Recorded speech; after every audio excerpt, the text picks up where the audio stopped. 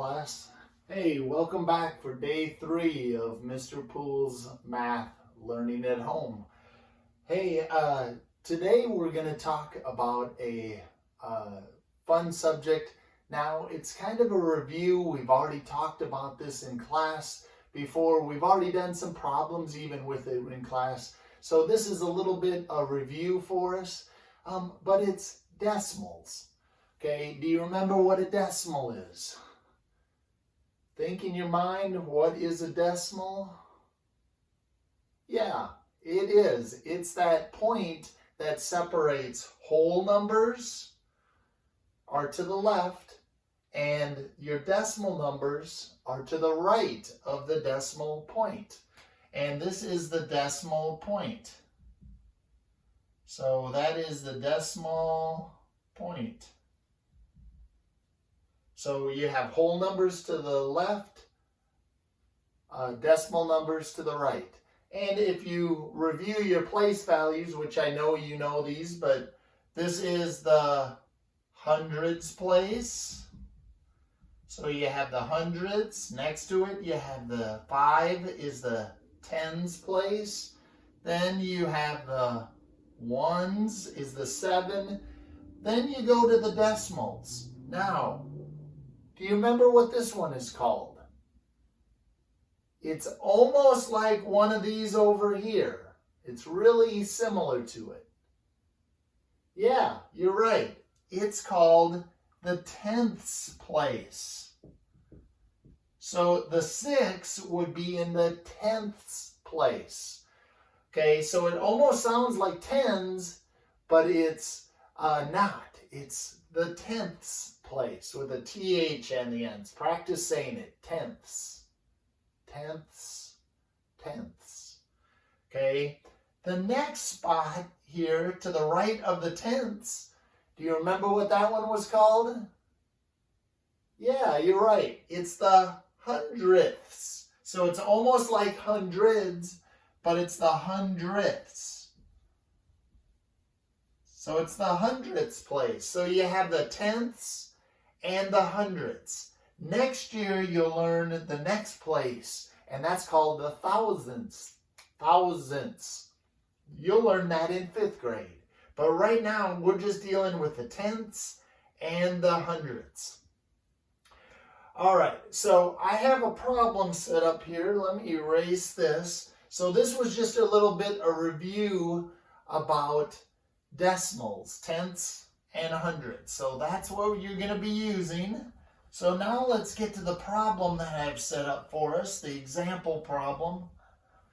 All right, let's read through it. It says, Randy goes to the grocery store and gets bread for $2.29, milk for $3, and strawberries for $2.99 or $2.99. If he pays with a $10 bill, how much change will he have? All right, now we've been working in class in multi-step problems. So this has 2 steps to it. So the first step, what are you going to have to do? Let's read the problem again. Randy goes to the grocery store and gets bread for $2.29. What's important in there? Well, you're right. Bread for $2.29. So you should have circled that. If you would have this in front of you, you would have circled that. The next sentence, milk for $3. Well, yeah, that's important. Milk for $3. And strawberries for $2.29. Yeah, that's important. Strawberries, $2.29. If he pays with a $10 bill, how much change will he have? Remember what I always said in class, the most important thing about this whole problem is the question. You're right. Okay, so we're going to underline the question. Let's double underline the question. Okay, how much change will it? That's what we're looking for. How much change is he going to have left? So we circled the most important things. So it says if he pays with a $10, how much change will he have? Well, first of all, we have to add up how much he has. Now, here's where you get into the rules of adding and subtracting decimals. We had one rule, and hopefully you all remember what that rule was. Okay? And if you do, say it out loud right now. Right. The one rule we had was line up the decimals. If you line up the decimal places, then all the other places will fall in and you'll get your problem right. So we have 3 items that he bought. So I'm going to go ahead and write those 3 items. And I'm going to line up my decimals.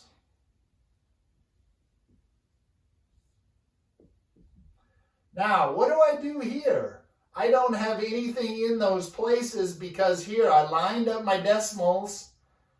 And what do I put here?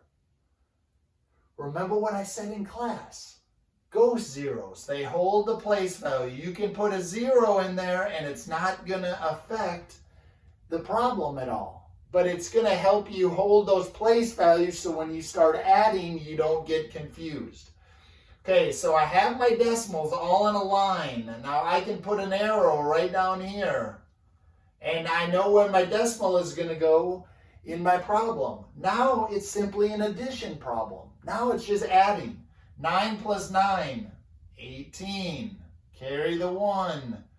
2 plus 9, 11. Plus 1 is 12. Carry your 1. 2 plus 3, plus 2 more, plus 1. And that's exactly right. That is 8.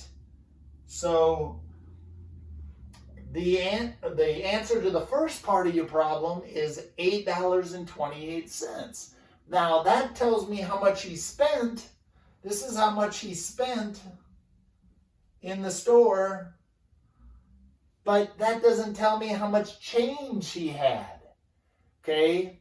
So let's write the rule down here. Line up your decimals. Okay? So if you line up your decimals, you're sure to get it right. We lined them up in our first part. Let's line them up in the second part because now he paid with a $10 bill. So he paid with $10 and he spent $8.28. So do you think we should add or subtract? Is he going to leave with more money than he came? No. No, when you go to the grocery store, you're going to purchase something. You're not going to come with more money than you came with. So we're going to subtract. We're going to subtract what he spent. Okay, so if you're looking, there's zeros in all these columns. So you're going to have to come over here and borrow. This becomes a 10. Does that help you over here? We still can't take 8 away from 0, can we? So we're going to cross out that 10. That becomes a 9. Becomes a 10 over here.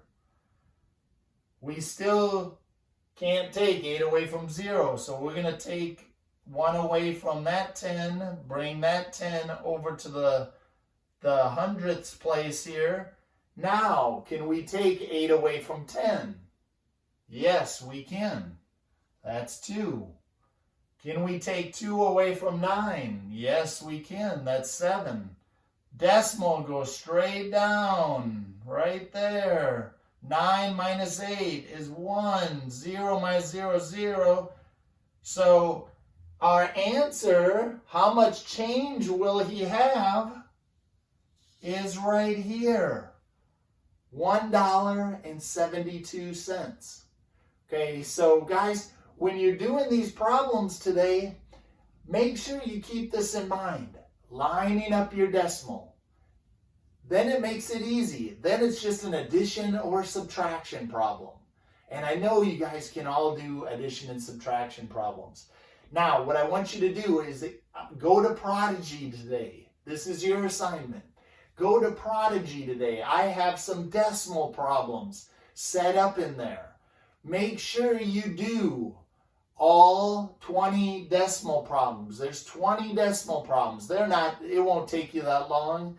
I'm going to give you about 10 addition and 10 subtraction, okay? So do all 20 of those problems, all right?